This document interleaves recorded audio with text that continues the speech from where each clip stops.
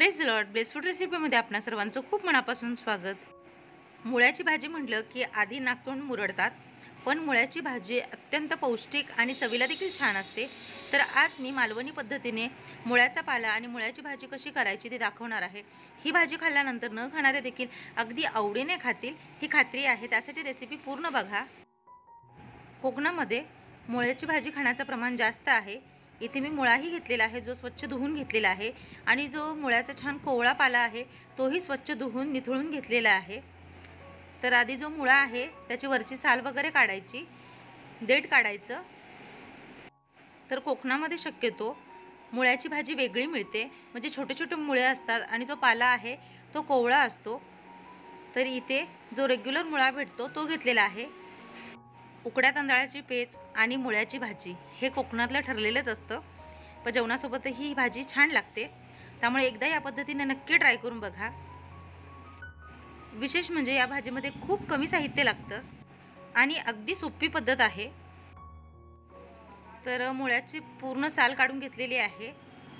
मस्त कोवळा असा पांढरा शुभ्र मुळा आहे। तर मुळ्याचे बारीक बारीक तुकडे करून घ्यायचे आहेत। तर आवडीनुसार लहान मोठे तुकडे करून घेऊ शकता। इथे मी मध्यम आकाराचे असे बारीक तुकडे करून घेते, तुम्ही यापेक्षा बारीक जरी तुकडे करून घेतले तरीही चालेल। तर ज्याप्रमाणे आपण कांदा चिरतो त्या प्रकारे हे चिरून घेतलेले आहे।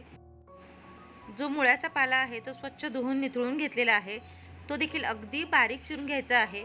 कोकणामध्ये शक्यतो भाज्या खूप बारीक चिरल्या जातात, इथे मी सुरीच्या मदतीने चिरून घेते। तुम्ही आडाळा म्हणजेच विळीवर चिरलं तरीही ते सोपं पडतं।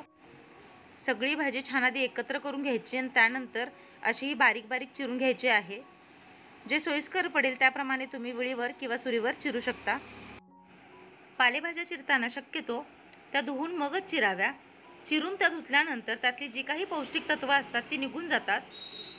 त्यामुळे आधी भाजी स्वच्छ धुवून घ्यायची, निथळायची आणि त्याच्यानंतर ती चिरून घ्यायची। इथे हे बघा, एक 4 मिरच्या अशा लांबट चिरून घेतलेल्या आहेत, मुळा बारीक चिरून घेतलेला आहे, मुळ्याची भाजी छान चिरून घेतलेली आहे, 2 कांदे चिरून घेतलेले आहेत बारीक,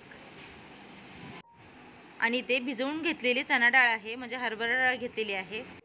चण्याची डाळ घातल्यामुळे भाजीला चव छान येते। एक कढई घेतलेली आहे, कढईमध्ये एक 3 चमचे तेल घालून घ्यायचं आहे। तर मालवणी पद्धतीच्या जेवणामध्ये तेलाचा वापर खूप कमी केला जातो, पण कमी तेलामध्ये देखील अत्यंत चवीला भारी आणि पौष्टिक अशी भाजी होते। तेल चांगलं तापलेलं आहे, आता यामध्ये मिरची घालायची आहे। मिरची छान परतून बारीक चिरून घेतलेला कांदा घालायचा। कांदा आपल्याला खूप असा रंग बदलेपर्यंत भाजून घ्यायचा नाही आहे, साधारणतः हलकेसा कच्चेपणा कमी होईपर्यंत परतून घ्यायचं आहे। आणि मी नेहमी सांगते त्या पद्धतीने थोडंसं मीठ घालायचं, त्यामुळे कांदा पटकन भाजला जातो। कांद्याचा हलकेसा रंग बदललेला आहे, आता यामध्ये चणा डाळ घालायची। तर ही भिजवून घेतलेली चणा डाळ आहे, यामुळे भाजी पटकन शिजते। तर मुळ्याची भाजी शिजायला अजिबात वेळ लागत नाही, छान कोवळी अशी आहे। डाळ परतून यामध्ये जो चिरून घेतलेला मुळा आहे तो आधी घालून परतून घ्यायचा, आणि आता मुळ्याचा पाला देखील घालायचा आहे। तर भाजी छान बारीक चिरून घेतलेली आहे, आता ही सगळी छान मिक्स करून घ्यायची। मुळ्याचा पाला नसेल तर नुसता मुळ्याची देखील भाजी या पद्धतीने बनवू शकता। मुळ्याचा पाला घातल्यामुळे भाजी चवीला छान होते, पण मुळ्याचा पाला नसेलच तर नुसत्या मुळ्याची देखील भाजी छान होते। भाजी छान मिक्स करून घेतलेली आहे, आता यामध्ये चवीनुसार मीठ घालायचं आहे।